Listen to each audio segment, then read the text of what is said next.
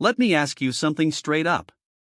What would you do if your own father picked up a chair and smashed the car you bought for your 16-year-old son right in front of him on his birthday? Because that is exactly what happened to me. I spent 2 full years putting money aside, every spare dollar I could manage, until I finally reached $12,000. All of that was for one reason only: to buy my boy a car for his 16th birthday. But barely 5 minutes after that car showed up, my parents demanded that my son hand it over to my sister, saying she needed it for work more than he did. The second I tried to stand my ground and defend my son, my father lost control. One reckless, angry moment from him turned what should have been a perfect day into absolute chaos for our whole family. And what my grandmother did afterward made sure there were consequences no one expected. Before I get deep into what happened, I just want to say thank you for listening to my story. I really appreciate you taking the time, and I hope your day is going well. My name is Marcus. I am 42 years old, and I run a small auto parts shop in a quiet suburb outside Detroit. Everything I am about to tell you happened about 6 months ago, on my son Jalen's 16th birthday. I went through a divorce 8 years ago. Since then, it has just been me and Jalen living together in a small 2-bedroom apartment on Gresham Avenue, about a 20-minute drive from downtown Detroit. If there is one thing in this world I am proud of more than anything else, it is my son. Jalen is a good kid. He is smart, keeps his grades up, and he is so quiet and polite that sometimes I have to ask him more than once just to get him to tell me how school is going. He never asks me for anything. When other kids his age are flashing expensive shoes or the newest phones, Jalen keeps his head down and focuses on his homework instead. I left my parents' house when I was 18 years old with $200 in my pocket and nothing else. No one helped me. Not 1 cent. I worked my way up from washing cars for cash to eventually opening my own auto parts shop. Everything I have, I built with my own hands. Meanwhile, my parents, Glenn and Diane, along with my sister Kelsey, have been living with my grandmother, Ruth, for the last 14 years. They lost their house because of debt and never recovered. For 14 years, they have not paid rent. They have not paid a single utility bill either. If you ask them about it, though, they will tell you it is just family helping family. Funny how that works. My dad has always been a loud, angry man. When he walks into a room, it feels heavier, like the air gets thick. He has always yelled, always had a short fuse, and he has always favored my sister. I learned early in life that no matter what I did, I would never measure up to her in his eyes. Kelsey got whatever she wanted. For me, it was always, figure it out yourself. You are the man. And as for my son, his grandparents barely acknowledge him. Most years, they do not even remember his birthday. To them, Jalen might as well not exist. I fully realized that truth last year. All the love in that household flows in one direction, and that direction leads straight to Kelsey. Last spring, Jalen won first place in the Michigan State Science and Engineering competition. On top of that, he was accepted into the Science, Technology, Engineering, and Mathematics program at Cass Technical High School. That moment hit me hard, in a good way. I knew I had to show my son just how proud I was of him. I decided to throw his 16th birthday party at my grandmother's house. My apartment was too small, and Grandma Ruth suggested it would be a good chance for Jalen to spend time with the family. I trusted her, so I agreed. I never imagined the choice would lead me to see my father in a way I never had before. The party itself was simple. We held it in my grandmother's backyard on Oakwood Drive. There was meat cooking on the charcoal grill, a few cases of beer sitting in ice buckets, sodas for the kids, and a chocolate cake that Jalen had loved since he was little. About 20 people showed up. Most of them were neighbors, along with a few of Jalen's friends from school. My parents and Kelsey were there too, since they live in that house. My mom handed Jalen a birthday card with a $20 bill inside and said something generic like, "Happy birthday, honey. Keep studying hard and behaving yourself." My dad gave a single nod and went right back to talking with the neighbors. Kelsey gave Jalen a baseball cap, still with the $12 price tag from Target attached, and smiled like she had just given him something priceless. Jalen thanked everyone politely. He folded the money and put it in his pocket, tried the hat on for a second, then took it off. He did not look sad or disappointed. He was used to it. Honestly, so was I. We stopped expecting anything from them a long time ago.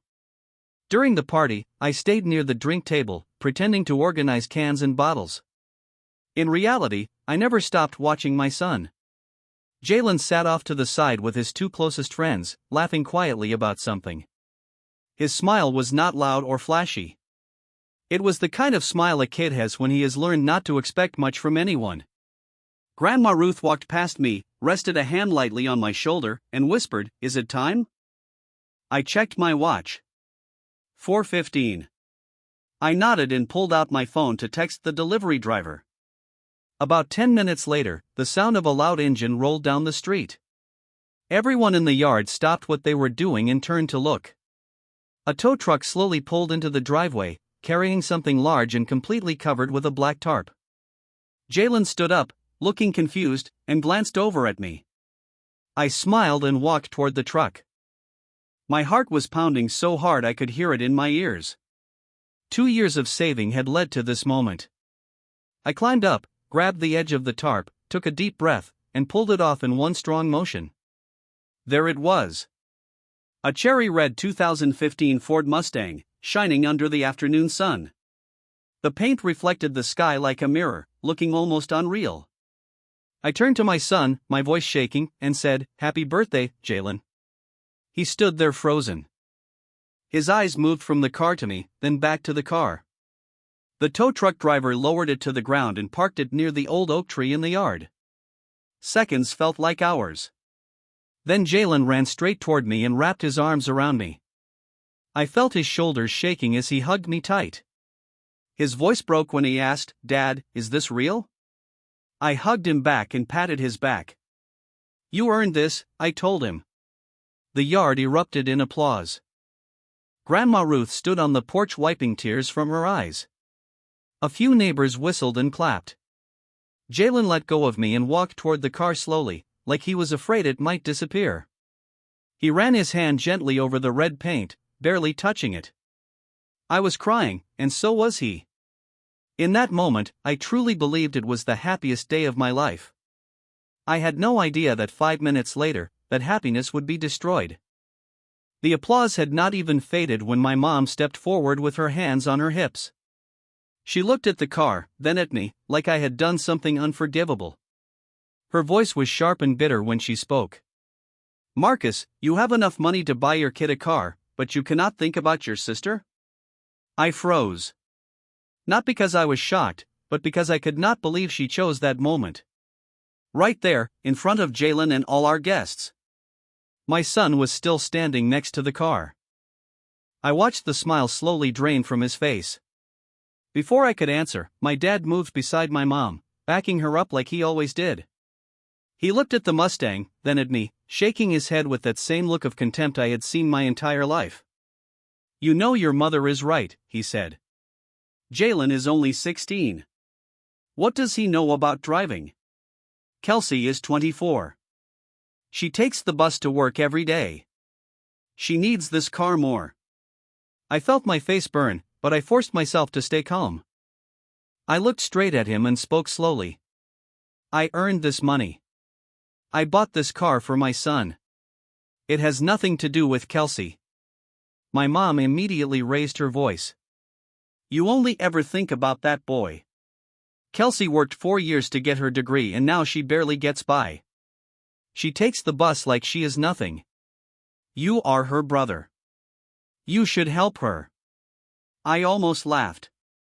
Kelsey graduated with a degree she never used and was working as a waitress at a bar down the street. Meanwhile, I worked 60 hours a week and raised my son alone. Somehow, I was the selfish one. They kept talking over each other, tearing into me without stopping. They did not see Jalen. They did not care that he was standing right there, hearing everything. I looked at my son and saw his expression change from joy to confusion to pain. He looked from his grandparents to me, trying to understand. My dad stepped closer, pointing a finger in my face. "You are selfish," he shouted. When you have money, you share it with family.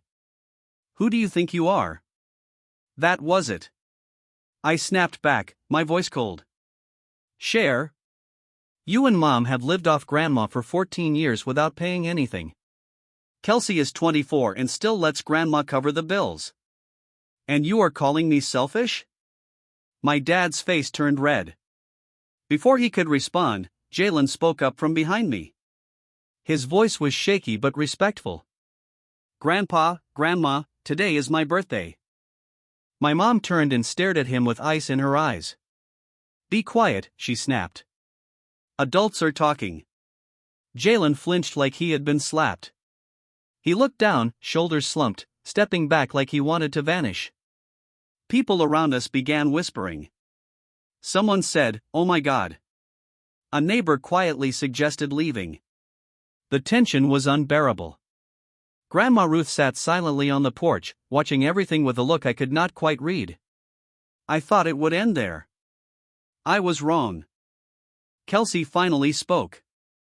She looked at the Mustang and then at me with a cold smile. Marcus, if you are really a good brother, you will let me borrow the car.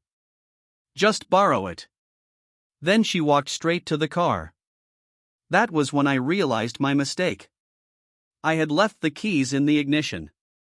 The car was parked perfectly to drive straight out to the street. Kelsey jumped in, locked the doors, and started the engine.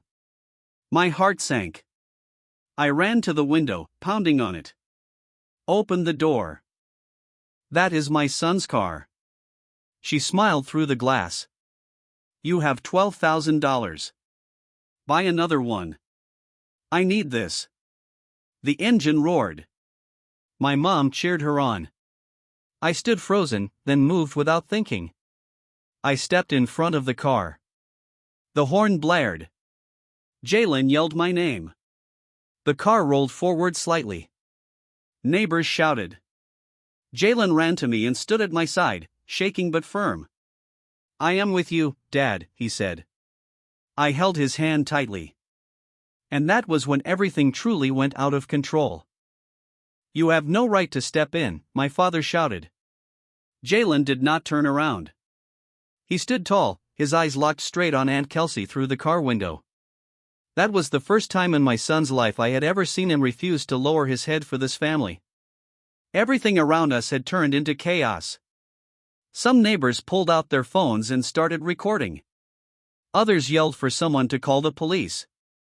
A few people tried to rush forward, not knowing who to stop or how to help. 10 seconds passed. Then 20. Kelsey stayed in the driver's seat, hands tight on the steering wheel, her foot still pressing the gas just enough to make the engine growl like a warning. No one moved. The tension felt like it could snap at any second. Then I heard heavy footsteps behind me. I knew that walk anywhere. My dad was coming. He stormed over like a thundercloud rolling in fast. He grabbed my arm and yanked me hard to the side. Then he reached for Jalen, grabbing the front of his shirt, trying to drag him away from the car. He shouted, "Move! Let Kelsey go!" Neither my son nor I backed down. Before I even realized what I was doing, I shoved my father away with both hands. It was the first time in my life I had ever laid hands on him. He stumbled backward 2 steps, staring at me like he could not believe what had just happened. That moment changed everything for me. For the first time, I stood directly against my family. Not out of anger. Not out of pride. I did it so my son could see that his father would protect him, no matter who stood on the other side. Right then, Grandma Ruth stood up from the plastic chair in the corner of the porch. For the first time all afternoon, she spoke. She walked forward slowly, but with purpose. Her voice was calm and firm. Enough. This has gone too far. My dad spun around, his face red with rage.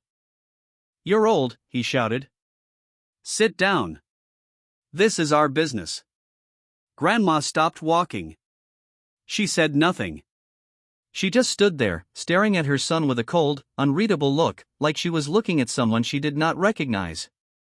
Her silence only made him angrier. He turned back to me and Jalen, who were still standing in front of the car. His eyes burned with fury. He pointed at me and yelled, "You shoved your own father? You're teaching your kid to disrespect his grandfather?" I met his eyes and spoke calmly. "I'm protecting my son's property. That's not disrespect." That answer pushed him over the edge. My dad clenched his jaw, turned toward the Mustang like a decision had just clicked in his mind, and marched over to the driver's door. He yanked on the handle. It was still locked. Inside the car, Kelsey looked terrified now, staring at him like she did not know what to do. He slammed his hand against the window. "Open it. Now." She panicked and unlocked the door. My dad ripped it open, grabbed her arm, and dragged her out. She stumbled and nearly fell, screaming, "Dad, stop." I thought that would be the end of it. I thought pulling her out would calm him down. I was completely wrong. Instead, he stood there breathing hard, his eyes darting around the yard like he was searching for something. Then he saw it. A gray folding metal chair lying near the party table. He walked over and picked it up. My heart dropped. I shouted, "Dad, stop." He did not answer. He did not even look at me. He lifted the chair over his head and brought it down hard on the Mustang's windshield. The glass shattered with a sharp, violent sound. Jalen screamed and stumbled back. I grabbed my son and pulled him into my arms, trying to shield him. But my dad kept going. He raised the chair again and smashed the side window. Then a third time, slamming it into the hood. The sound of metal crashing against metal echoed through the yard. I let go of Jalen and rushed forward, trying to grab my dad's arms. He shoved me down hard. My knees hit the concrete, pain shooting through me. By the time I looked up, he had struck the car 2 more times. The Mustang I had saved for 2 years was destroyed. The windshield was completely cracked, the side window shattered, and deep dents covered the hood. Finally, my dad dropped the chair. It hit the ground with a loud clang, like the final word in a sentence. He stood there breathing heavily, sweat pouring down his face. Then he turned to me, smiling coldly. "No car," he said. "Now let's see what you do." The yard went completely silent.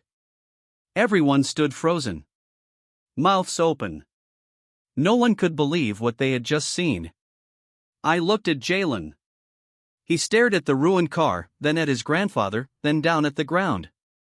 His shoulders shook, not from fear, but from something breaking inside him. His trust in family was falling apart right in front of my eyes. While everyone else stood stunned, Grandma Ruth stayed where she was, staring at her son without blinking. My dad stood in the middle of the yard like he had won some kind of victory. Seeing him like that brought back memories I had tried to forget. When I was 13, he threw my bicycle into the yard because I got home 30 minutes late.